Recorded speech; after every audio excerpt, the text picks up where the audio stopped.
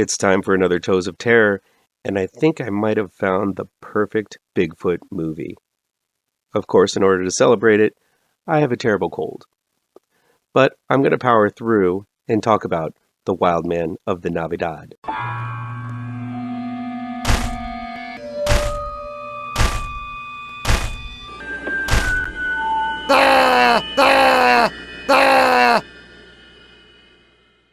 Welcome back to ML Miller Frights. I'm ML Miller.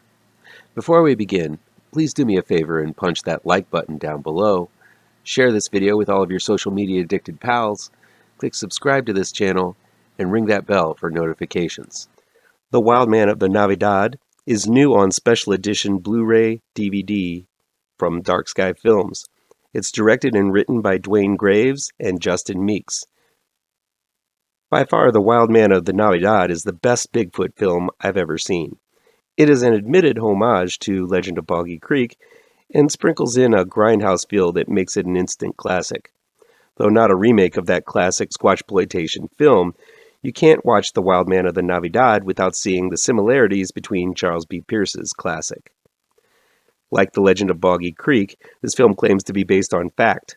The first frame of this film is exactly the same as Boggy Creek in that it claims that in many instances the actual people and places were used in making this film. But unlike Boggy Creek, which was steeped in hokey acting, goofy songs, and bad costumes, The Wild Man of the Navidad places the entire goof factor with filth, grit, and highly detailed carnage.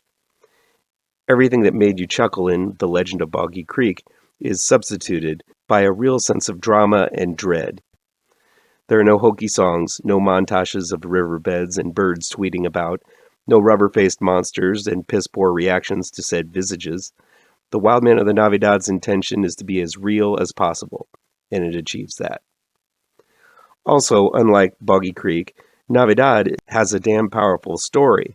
Based on the wretched but entirely true journals of Dale S. Rogers, the story follows Dale, played by writer-director Justin Meeks himself, as he loses his job as a welder and out of need for money to care for his disabled wife, must open up his acreage to hunters after years of forbidding folks to hunt on his property. The thing is, Dale has been placating a beast that wanders the riverbanks of the forested areas of this land with offerings of food laid on a plate behind his house.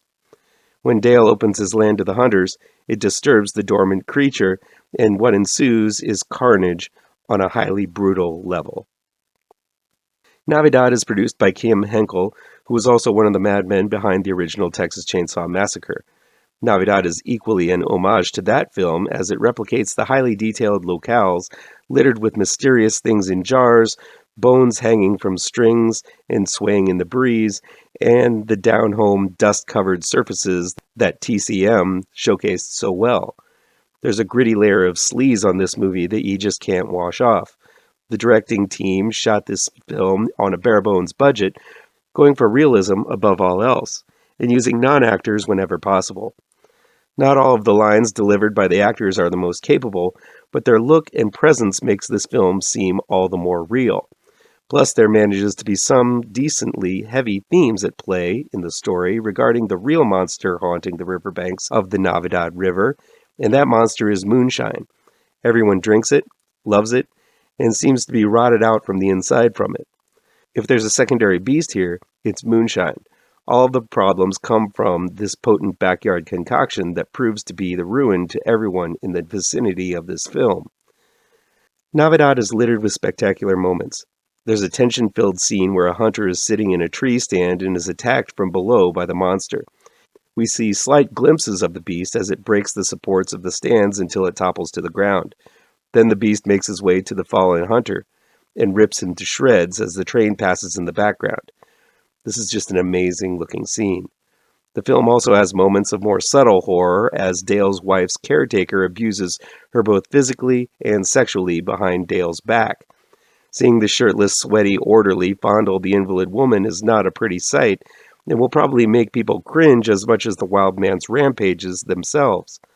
The wild man may not technically be a Bigfoot, but it is a mysterious hairy figure that sparked fear-filled legends throughout the small community. The design of this creature is truly awesome. The Wildman could have very well looked goofy, but there isn't a single moment in this film that he isn't framed as anything but terrifying. With his mounds of fur pelts draped over his broad shoulders and antler claws, this Wildman is the stuff of pants-shitting night terrors. For the look, the feel, and the stank of The Wildman of the Navidad, I'm going to be giving this movie a mighty 4 feet and 4 toes. The highest score on Toes of Terror to date. Duane Graves and Justin Meeks do a fantastic job with very little. Their creative technical skills, risky and bold storytelling, perverted details, and unflinching eye for grit and horror make this team one all will do best to keep an eye on. The Wildman of the Navidad is about as perfect a Bigfoot film as I've seen so far. It owes a lot to previous efforts in the subgenre, but adds a layer of horror and realism that most of its contemporaries lack. That'll be it for today. Please chime in down below in the comments and let me know how on the nose or mind-numbingly wrong I am, or you can counter with your own review. So guys, you know how YouTube works. I'd love to be able to dedicate more time to this channel. I'm not monetized yet, so if you want to help me out, remember to hit all the pertinent bells and whistles down below. Want some spooky comics to read? I have 2 new horror comic book trade paperbacks you should look out for. Both Gravetrancers and Pirouette, collecting never-before-published issues, can be found in only the finest of comic book shops. If you're looking for written reviews, you can find them on my website, mlmillerwrites.com. If you really want to show your support, I also have a Patreon page at mlmiller. Look for the link to my Patreon page down below. Thank you so much for your time, and take care.